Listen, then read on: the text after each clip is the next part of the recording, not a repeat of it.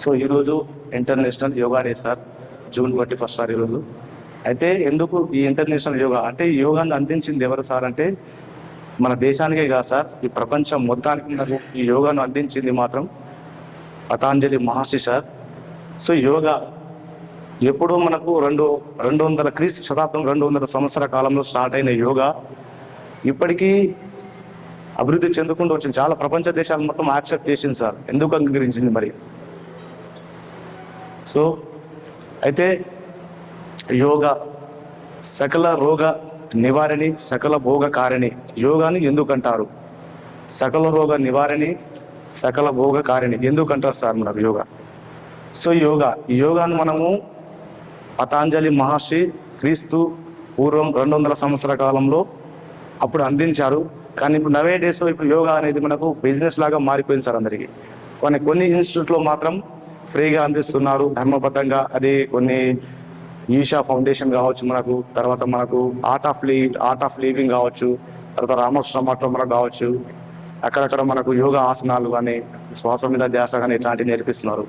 కానీ ఇప్పుడు చూస్తుంటే చాలా ఫిట్నెస్ సెంటర్లో మీకు యోగా అనేది ఒక ఆర్థికపరమైన వ్యాపారంగా మలుచుకుంటున్నారు సార్. దానికి ఎట్లా అంటే కొన్ని ఉన్న ఆసనాల్లోని కొన్ని చేంజెస్ మాడిఫై చేసేసి డబ్బు క్యాష్ చేసుకుంటారు. కానీ అది కాదు సార్. ఒక విద్యను మనకు గురువు నుంచి మనం తీసుకుంటే ధర్మబద్ధంగా మనం నేర్చుకొని ఇతరులకు మనకు చెప్పడమే ధర్మం సార్ అది. సో యోగా ఎన్ని రకాలు సార్? యోగా వల్ల ఉపయోగాలు ఏమిటి?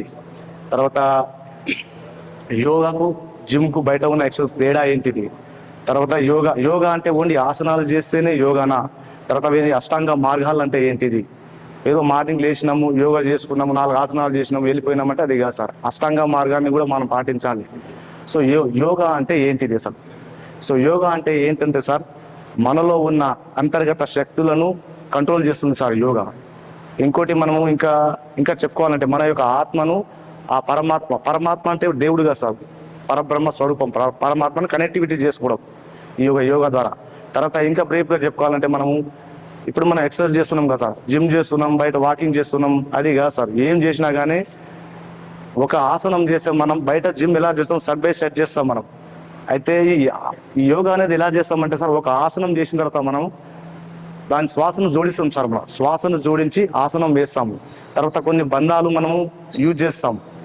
తర్వాత కొన్ని ఏమో ముద్రలు యూజ్ చేస్తాం. ఇవన్నీ యూజ్ చేసి చేయడం వల్ల యోగా అనేది చాలా అంత గొప్ప ప్రాముఖ్యత, గొప్ప పేరు పొందింది సార్. సో యోగా అంటే ఏంటిది మరి? యోగా ఎన్ని రకాలు? యోగా వచ్చేసి సార్ మనకు 2 రకాలైనటువంటి యోగా ఉంటుంది మనకు. ఒకటి అంతర యోగా అని, ఒకటి బాహ్య యోగా అని ఒకటి సార్. మనకు అంతర యోగా అంటే మళ్ళీ యోగాలో అంతర యోగాలో, బాహ్య యోగాలో యమ, నియమ, ఆసన, ప్రాణాయామ, ప్రత్యాహార సార్. మరియు అంతర యోగా అంటే మనసుకు సంబంధించి సార్ అది. బాహ్య యోగా అంటే యమ, నియమ, ఆసన, ప్రాణాయామ, ప్రత్యాహార సార్. అది శరీరానికి సంబంధించి సార్. మనసుకు సంబంధించినది ధ్యానం, ధారణ, సమాధి పాదం అంటారు సార్. అయితే ఇంకా బ్రీఫ్గా లోపలికి వెళ్దాం సార్. అయితే ప్రపంచంలో యోగాను ఐక్యరాజ్య సమితి ఎందుకు ఆమోదించింది సార్? ఎందుకు ఒక ఐక్యరాజ్య సమితి ఒక వస్తువైనా సరే కానీ, ఒక విషయాన్ని సరే కానీ ప్రపంచం మొత్తానికి చెప్పాలంటే అది ఎంతో ప్రత్యేకమై ఉండాలి. సో యోగా వల్ల ఎంతో బెనిఫిట్, ఎంతో ప్రాముఖ్యత ఉంది కాబట్టి ఈ యొక్క యోగాను జూన్ 21న ఈ ఐక్యరాజ్య సమితి గుర్తించింది సార్. ప్రపంచ దేశాలు మొత్తం 193 దేశాలు యాక్సెప్ట్ చేసింది సార్. అన్ని దేశాలు యాక్సెప్ట్ చేసింది సార్. సో ఎంతో ప్రయోజనం ఉంటేనే కానీ యోగాను ఐక్యరాజ్య సమితి యాక్సెప్ట్ చేయడం జరిగింది. సో తర్వాత వచ్చేసి ఏంటంటే సార్, యోగా అంటే యోగా చేయడం వల్ల మోక్ష మార్గం లభిస్తుంది అంటారు సార్. సో మోక్ష మార్గం దేని ద్వారా వస్తుంది? మోక్ష మార్గం కొన్ని బయట చూసుకుంటే ఇండియాలో ఉన్న హిందువులంతా కలిసి పూజలు చేస్తాము, పోతుంటే గుళ్ళను మొక్కుతున్నాం, మోక్షం లభిస్తుంది. పూజలు చేస్తాము, మోక్షం లభిస్తుంది. దానికంటే ఇంకా ఎక్కువ జపాలు చేస్తే మోక్షం లభిస్తుంది. దానికంటే ఎక్కువ జపాలు చేస్తే ఇంకా మోక్షం ఎక్కువ లభిస్తుంది. పుణ్యక్షేత్రాలు చేస్తే ఇంకా ఎక్కువ మోక్షం లభిస్తుంది. అన్నిటికంటే ఎక్కువ ధ్యానం చేస్తే ఇంకా ఎక్కువ మోక్షం లభిస్తుంది. సో ఈ మోక్ష మార్గాలకు సంబంధించిన వైదిక ధర్మాల్లో కానీ, షడ్ధర్మాల్లో కానీ తర్వాత కొన్ని మోక్ష మార్గాలకు సంబంధించి కొన్ని బుక్స్లు ఉంటాయి సార్. ఈ బుక్స్లో పారాయణం చేసిన అంటే చదివినా కానీ మోక్షం లభిస్తుంది సార్. సో అవి ఏంటి? కపిల మహర్షి రచించిన సంఖ్యాశాస్త్రం ఉంది సార్ తర్వాత అటువంటి ఒక 3, 4, 5, 6 కొన్ని బుక్స్లు ఉండే సార్. అవి చాలా గొప్పవి సార్. అవి నీతిని, ధర్మాన్ని, తర్వాత న్యాయాన్ని బోధిస్తాయి. ఇవి పారాయణం చేస్తే మనకు మోక్ష మార్గం లభిస్తుంది. సో ఇలాంటి మోక్ష మార్గంలో కూడా మనకు యోగా కూడా ఒకటి సార్. ఇలాంటి మోక్ష మార్గంలో యోగా కూడా ఒకటి సార్. సో అందుకే మనము యోగాన్ని మనం పాటించి, ధర్మబద్ధంగా పాటించి ఇతరులకు చెప్పడం, బోధించడం ద్వారా మనకు మోక్షం లభిస్తుంది సార్. సో ఏంటిది మనం యోగా అంటే ఓన్లీ మార్నింగ్ లేచి 2 ఆసనాలు చేసి వెళ్ళిపోవడం కాదు సార్. ఫస్ట్ లేవంగానే ఎప్పుడైతే మన సూర్యోదయం కాకముందే లేచి స్నానం ఆచరించాలి. స్నానం ఆచరించకుండా యోగా ఆసనాలు చేయకూడదు సార్. ఒకసారి శౌచ్యం అంటే పర్సనల్ డిసిప్లిన్. ఒకసారి స్నానం ఆచరించిన తర్వాత మన బాడీలో క్రియాశీలం అనేది సెట్ అయిపోతుంది సార్. మనకు మన శారీరక క్రియాశీలం సెట్ అయిపోతుంది. సో ఏంటంటే సార్ మనకు ఇప్పుడు యోగా ఉంది. యోగా అంటే మనకు ఎన్ని ఉంటాయి. ఒక్క యోగా ఆసనాలు చేయాలంటే సార్ మనకు కొన్ని బంధాస్ ఉంటాయి. యోగా సోపనాలన్నీ కొన్ని ఉంటాయి మనకు. లైక్ మనం జిమ్ వాకింగ్ చేసినా కానీ మనం బ్రీతింగ్ మనం దాంట్లో మనం ఇమిడింపజేయం మనం. సో అష్టాంగ మార్గాలు ఏంటి? యమ, నియమ, ఆసన, ప్రాణాయామ, ప్రత్యాహార, ధారణ, ధ్యాన, సమాధి. సో ఇవంటి అంటే యోగా. యమ అంటే ఏంటి? Social discipline. సమాజంలో మనం ఎలా ఉండాలి, సమాజాన్ని మనం ఎలా రెస్పెక్ట్ ఇవ్వాలి, మన ఎదుటి వ్యక్తి ఆకర్షణకు లోను కాకుండా మనం సమాజానికి దూరంగా ఎలా బ్రతకాలి, ధర్మబద్ధంగా ఎలా బ్రతకాలనేది యమ అంటే అర్థం, సోషల్ డిసిప్లిన్. ఇంకోటి నియమ అంటే పర్సనల్ డిసిప్లిన్ సార్. మనం ఎలా ఉండాలి, పర్సనల్ డిసిప్లిన్, మనం ఎలా ఉండాలి, మన పరిసరాలు శుభ్రత ఏ విధంగా ఉండాలి అనేది నియమ సార్. మళ్ళీ యమాల్లో కొన్ని సబ్ టాపిక్స్ ఉన్నాయి సార్. మనకు అహింస మార్గాన్ని మనం పాటించాలి. తర్వాత ఎప్పుడు నిజమే మాట్లాడాలి, మనం దొంగతనం చేయకూడదు, మనం తర్వాత ఎప్పుడు అబద్ధాలు చెప్పకూడదు, బ్రహ్మచర్యం పాటించాలి.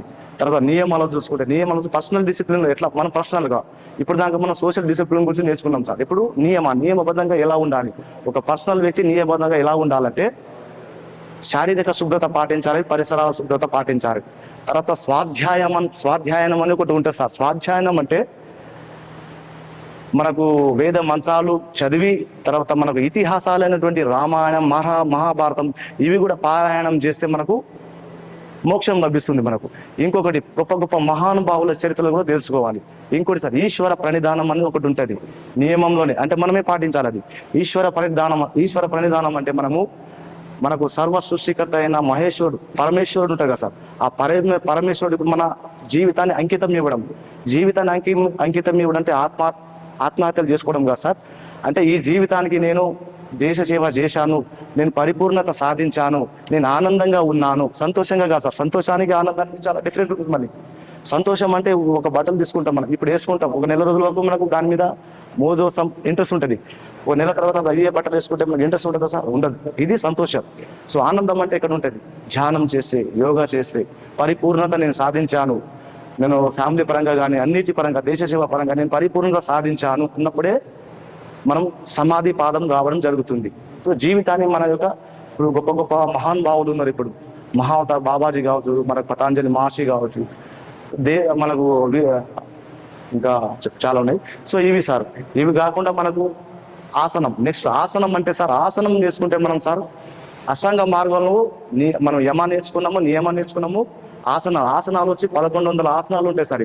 కానీ గుర్తించబడిన ఆసనాలు మాత్రం 84 ఆసనాలు మాత్రమే.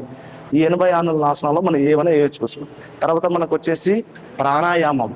సో యోగా కన్నా పెద్ద టాపిక్ ప్రాణాయామం సార్. మనం కొంత ఒక 40 ఏజీ 45 అబవ్ ఏజీ వరకు ఈ ప్రాణాయామం చేసుకుంటూ హ్యాపీగా బతకొచ్చు. అంటే వాళ్ళే చేయాలో మనం కూడా చేయొచ్చు సార్. ఈ ప్రాణాయామం అనేది సార్ 9 రకాలు ఉంటుంది మనకు. సూర్యభేదన, తర్వాత మనకు చంద్రభేదన, తర్వాత ఉజ్జయిని, శీతలి, శీత్కారి, భ్రమరి, తర్వాత కపాల్భాతి, తర్వాత భస్త్రిక, ప్లవని, ఇవన్నీ ప్రాణాయామం సంబంధించి అంటే శ్వాసకు సంబంధించిన మాత్రమే. ఎండాకాలంలో ఉన్నప్పుడు శీతలి అనేది ఒక ఆసనం ఉంటుంది సార్. ఈ ప్రాణాయామం అనేది ఒకటి చేస్తే ఎండాకాలంలో మనకు మన బాడీని ఏ విధంగా చల్లబరుచుకోవాలి, తర్వాత వర్షాకాలంలో మన బాడీని ఏ విధంగా హీట్ చేసుకోవాలి. ఈ ప్రాణాయామం ఈ టాపిక్ సార్. ఇది 9 టాపిక్స్ ఉంటాయి దీంట్లో, పెద్ద టాపిక్ సార్ ఇది. సో దీంట్లో మనకు మోస్ట్ ఇంపార్టెంట్ మనకు భస్త్రిక ప్రాణాయామం ఒకటి, కపాల్భాతి ప్రాణాయామం ఒకటి. భస్త్రిక ప్రాణాయామం అంటే మనకు భస్త్రిక అంటే సంస్కృతంలో పేగులని అర్థం సార్, అంటే ఈ ఊపిరితిత్తులని అర్థం. సో ఈ ఊపిరితిత్తులు మనం సక్రమంగా పెట్టుకోవడం అంటే భస్త్రిక ఒక ఆసనం చేస్తే. కపాల్భాతి ఉంటుంది. కపాలం అంటే పుర్రే సార్, భాతి అంటే కాంతి. మనం మైండ్ ఎప్పుడు ఇప్పుడు మనం చూస్తున్న ఉద్యోగాన్ని బట్టి కానీ బయట చూసిన వ్యాపారం ఏదైనా ఫ్యామిలీ పిల్లలు ఏదైనా మన టెన్షన్ తోటి మనం మైండ్లో మొత్తం ఈ బ్లడ్ అనేది సరిగా స్టక్ అయిపోతుంది సార్. ఈ స్టక్ అయిపోవడం వల్ల కపాలభాతి అనే ఒక ప్రాణాయామం ఉంటుంది. అది చేస్తే మనకు ఈజీగా మన మైండ్లో ఉన్న బాడీని మనం ఈ మైండ్ని హీట్ చేసుకొని అక్కడ కూడా బ్లాకేజెస్ ఉంటాయి సార్, మన మైండ్ నుంచి రిలీజ్ చేసుకోవచ్చు. సో ఇది ఒకటి సార్. తర్వాత ఏముంది సార్ మనకు ఒకటి ప్రత్యాహారం. ప్రత్యాహారం అంటే ఇంద్రియాలను మనం కంట్రోల్లో పెట్టుకోవడం. ఇంద్రియాలను చెవి ద్వారా ముక్కు ద్వారా చూసిన కళ్ళు ఉన్నాయి, చూసిన ఏమిటంటే కావాలనిపిస్తుంది, మనకు నోరు ఉంది, ఇవి ఇంద్రియాలను కంట్రోల్లో పెట్టుకోవడం. తర్వాత ధారణ అంటే ఏంటిది? ధారణ అంటే ఫర్ ఎగ్జాంపుల్ పోతుంటే మనకు తాజ్మహల్ యాదాద్రి టెంపుల్ కనిపించింది, చూడంగానే మనకు ఎంత బాగుందిరా భయ్ అని చెప్పేసి మనము కొద్ది నిమిషాల పాటు కొద్ది సమయం పాటు మనం మైండ్ అక్కడ పెట్టడం మనసుకు సంబంధించింది. తర్వాత మనకు ధ్యానం. ధ్యానం అంటే ఎక్కువ కాలం పాటు మనం మనసుని కంట్రోల్లో పెట్టుకోవడం. ధ్యానం అంటే ఇది కూడా చాలా పెద్ద టాపిక్. ఇది ధ్యానం అనేది ఎక్కువ కాలం పాటు మనం మైండ్ కంట్రోల్లో పెట్టుకోవడం. తర్వాత వచ్చేసి లాస్ట్ సమాధి పాదం. సమాధి పాదం అనేది సార్ ఇది యోగా ఆసనాలు పూర్తిగా చేసిన తర్వాత, ఎప్పుడైనా మనము మెడిటేషన్ చేయాలంటేనే ఫస్ట్ ఆసనాలు చేసిన తర్వాత మన బాడీ మన కంట్రోల్లో వచ్చిన తర్వాతనే ధ్యానంలో కూర్చోవాలి సార్. మనం ఆసనాలు చేయకపోయినా పర్లేదు, ధ్యానంలో కూర్చొని మన బాడీని సెట్ చేసుకోవచ్చు సార్. ఎలా సెట్ చేసుకోవచ్చు? ధ్యానం. అది సమాధి పాదం. లాస్ట్ చివరికి వచ్చి సమాధి పాదం. సమాధి పాదంలో ఏంటంటే సార్, నేను పరిపూర్ణత సాధించాను అన్న భావన కలిగినప్పుడు, దేశ సేవ అటువంటి చేశాను, నేను అన్ని విధాలుగా నేను సర్వతోముఖాభివృద్ధి నేను చెందాను అన్నప్పుడు ఆ భావం కలిపి సమాధి పాదం. సమాధి పాదం అయిన వాళ్ళు చాలా మంది ఉన్నారు. మహావతార్ బాబాజీ కావచ్చు, తర్వాత మనకు పతాంజలి మహర్షి, తర్వాత మనకు పూతులూరి వీర బ్రహ్మేంద్ర స్వామి ఉంటారు మనకు. వాళ్ళు కూడా సమాధి పాదం ఇలా అవ్వడం జరిగింది. అంటే బతికుండంగానే సమాధి అవ్వడం అన్నట్టు అది. సో ఇవి సార్ ఇవి